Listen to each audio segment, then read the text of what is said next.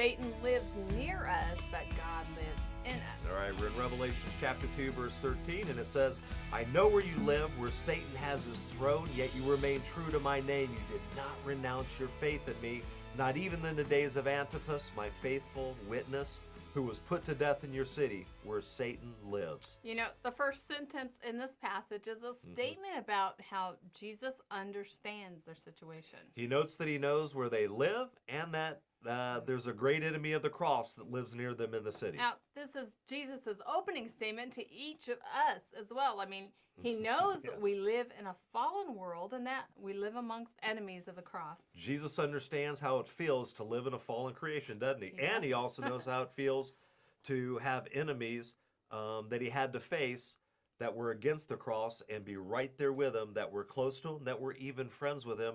And so I think it's important for us to remember that it's going to be very similar for us, right? It is. And here's what it says about that in Luke 22, verse 3. It says, Then Satan entered Judas, called Iscariot, one of the 12. And Judas went to discuss with the chief priests and the temple officers how he might betray Jesus to them.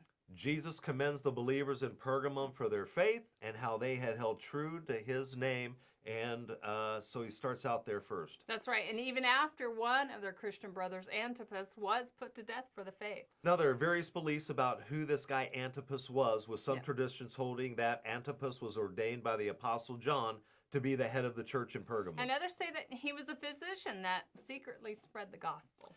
It's believed that Antipas was killed by burning him to death in a large bull-shaped altar used for worshiping demons by the locals in the city of Pergamum at the time. That's a terrible way to die. Now, regardless of his profession and regardless of your profession, God considers Antipas, along with you and I, as faithful servants when we suffer for his name. Now, you may not pay with your life like Antipas did, and I don't know that I necessarily want to pay with mine, but we all need to be prepared for that. Or this idea of actually being expected to be living sacrifices for the faith is an important aspect as well. Exactly. And here's what it says in Romans chapter 12, verse 1. It says, Therefore I urge you, brothers and sisters, in view of God's mercy, to offer your bodies as a living sacrifice, holy and pleasing to God.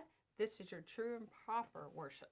Knowing that Jesus was the first to be the lowest and suffer, and reading that believers like Antipas held true to the name of Jesus in the face of death should be real motivators for us to die daily. And to be living sacrifices, guys. Absolutely. Now, just like the other 7 churches in Revelation, Pergamum was located near the Aegean Sea, and Satan used it as a hub for spreading his teachings and his worship. Jesus indicates that Satan lived in Pergamum, so we see a reference here to a real enemy of God that lives amongst us. And I think we can all see that Satan is real, and his army of demons live among us, and that they're real also. I was going to say, he hasn't gone anywhere. Right. And we also see that Jesus says that despite Satan living among us, the work of the gospel is strong in us. All right, here's what it says in 1 John chapter 4, verse 4. You, dear children, are from God and have overcome them, because the one that is in you is greater than the one who is in the world.